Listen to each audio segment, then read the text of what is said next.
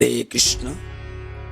आज आम श्रवण करवा भगवान भक्त मान संबंध में किसी कहते जी भक्त माने सर्वदा पापर मुक्त।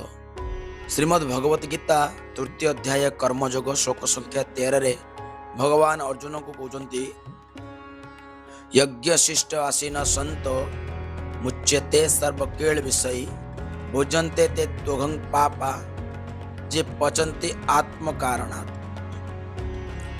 अनुवाद भगवान अर्जुन कहते भक्त माने सर्वदा पापर मुक्त कारण से माने यज्ञ निमित्त उत्सर्गीकृत खाद्य ही ग्रहण करती और जो माने निज इंद्रिय तृप्ति निमित्त खाद्य ग्रहण करती से माने वास्तव में पाप ही भोजन करती। तेणु भगवान ये कहते जहाँ किछि भोजन करुच मते अर्पण करिकी भोजन कर। हरे कृष्ण।